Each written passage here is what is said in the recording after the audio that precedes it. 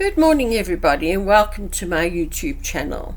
Today I thought I'd talk about White Eagle, who together with Grace Cook was the founder of the White Eagle Lodge. I often get asked, who is White Eagle? What is White Eagle? What do we do? What does the lodge work comprise of? Well, our main strength is our meditations and our healing work. But Grace Cook was the founder, and the teachings were brought through by her guide, White Eagle, and many books have been written through these teachings. Grace Cook was a natural medium, and before she founded the White Eagle Lodge, she used to do many channeling at different spiritualist churches. So she was very mediumistic and very gifted in that field. She and White Eagle shared many lives together, and some of the lives she does share in the book Memories of Reincarnation. It gives accounts of two more of White Eagle's lifetimes, which Grace recalled in clear detail.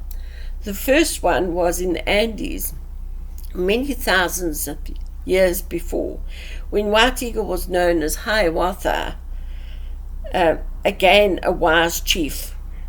Her description of him was very evocative.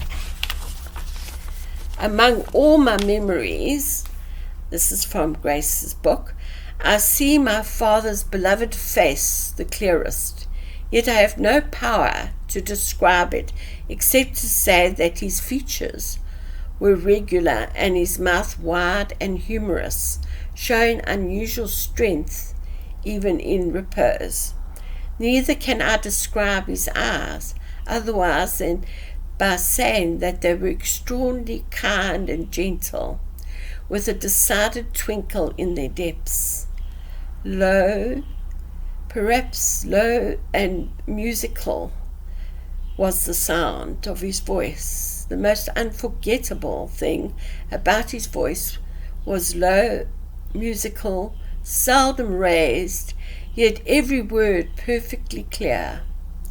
No one could ever forget its cadence nor lose the love and confidence it inspired. There was a quality, a grace and power in it, as in the speaker himself. People did not fail to hear the last words when Hiawatha spoke. The third life she also describes in vivid detail is set in Egypt. In this lifetime, White Eagle was a temple high priest known as Isra, and Grace was his pupil, Ra-Min-Ati. Again, there's a memorable description of White Eagle as Isra. It is an account of when Ra-Min-Ati is first taken by her mother, Nofret, to meet him. At first, she felt rather than saw his serene presence. Then a hand rested on her head and turned her gaze towards to meet the deep violet blue eyes that looked at her with humor and kindliness. And at last she realized suddenly that this was someone very near and dear. When he spoke, calling her his daughter, she knew at some time or other she had been indeed, still was, his child. She tried to remember their last meeting, but her mind revealed nothing. He read her thoughts that raced through her child mind and smiled, and again saying, "You're puzzled, little one, but have patience. The mists will clear, and you will see me not through the veil, but face to face, and you will know the joy of reunion." In the present day, White Eagle often appears in a universal guise, not linked to any one particular personality. Long before the dawning of the Aquarian Age, with its ideals of equality and brother-sisterhood, White Eagle was pioneering in both religious and social areas. He has worked and continues to work to break down the old Piscean age barriers of class, color, creed, and gender. For instance, he always referred to God as both father and mother.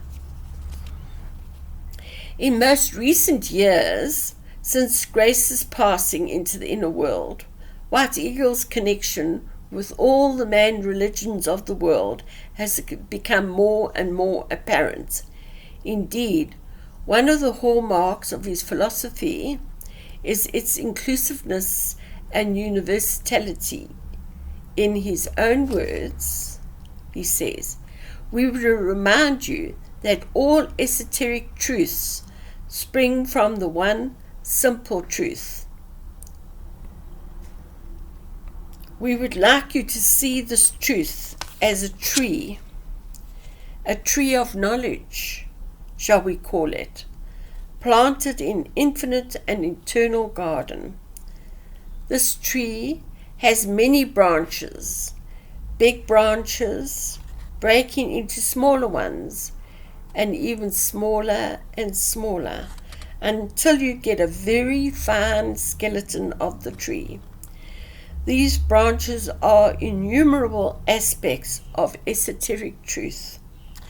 But individual men and women get hold of one little branch or even one little twig and think that they have the whole truth, and that is the only truth. By doing so, they are enclosing themselves in a little dark box, which we call the mind, and it becomes a very dark prison. Slowly, however, each man or woman is touched in the heart by the love of God, and even more slowly awakens to the truth of the unity of all life and all religions."